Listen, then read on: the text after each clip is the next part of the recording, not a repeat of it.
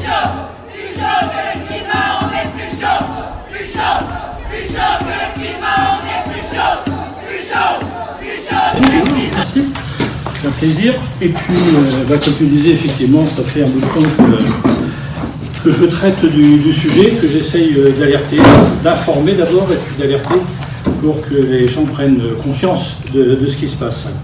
La première conférence que j'ai faite, c'était sur Alençon, à Alençon, et ça devait être en 2000, ça fait 19 ans. Voilà. À l'époque, on me traitait de pessimiste, d'affoler les populations. Je travaillais à Météo France, mais je n'avais pas le droit de dire que je travaillais à Météo France.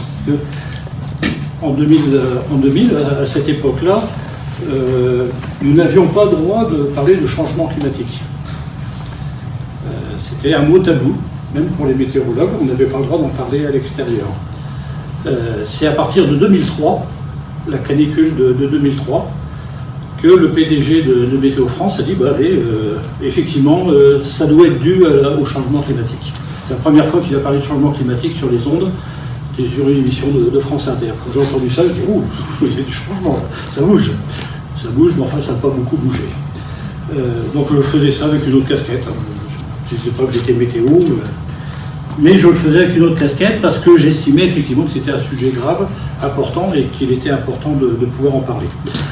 Bon, je ne veux pas raconter ma vie, hein.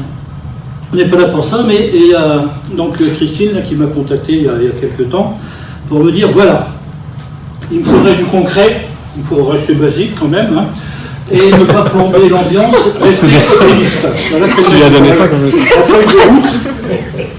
C'est bien ce que tu m'as dit. Hein. À peu près, oui. Oui, c'est à peu près ça. Faites attention quand on lui téléphone.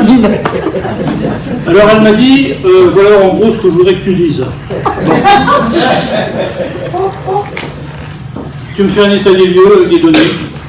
Hein, c'est ça, bon. On est d'accord. Tu me parles des rapports du GIEC et puis des différents scénarios qui existent. Ok, chef. Tu montres l'urgence, tu mets tout ça en perspective. Ok. Tu nous parleras quand même des grands responsables des émissions de gaz à effet de serre, pour refixer un peu la situation. Il ne faudra pas oublier de parler des COP, des différentes COP, dont celle de Paris. Okay. Les engagements aussi, qui, alors a priori, ça reste quand même, ils ne sont pas suivis, ils sont faibles, enfin bref, tu parles de ça. Les conséquences des températures de l'été, les ouragans, le dérèglement climatique, etc. Okay. Tu nous apporteras aussi les solutions, les pistes pour diminuer les gaz à effet de serre, et tu auras 45 minutes. Alors, autant dire que c'est un peu une mission quasi impossible. Comme effectivement de lutter contre le changement climatique. C'est quasi impossible. Mais dans cette phrase de quasi impossible, il y a le mot quasi.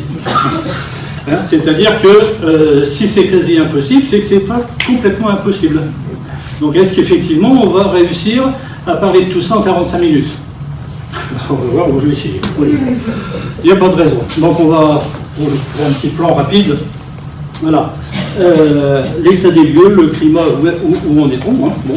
Les rapports du GIEC, on en parle, donc de où vient-on et où va-t-on, voilà. Le climat futur, est-ce que c'est vraiment grave d'avoir 2 ou 3 degrés de plus? C'est intéressant de se poser la question. Hein. Les changements climatiques, pourquoi on en est là, hein, et les solutions. Sauver le climat, la planète, ou l'homme, on en reviendra, on verra ça.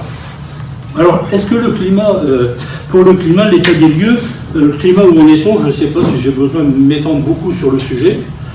On a vu ce que ça a donné cette année, en particulier les forces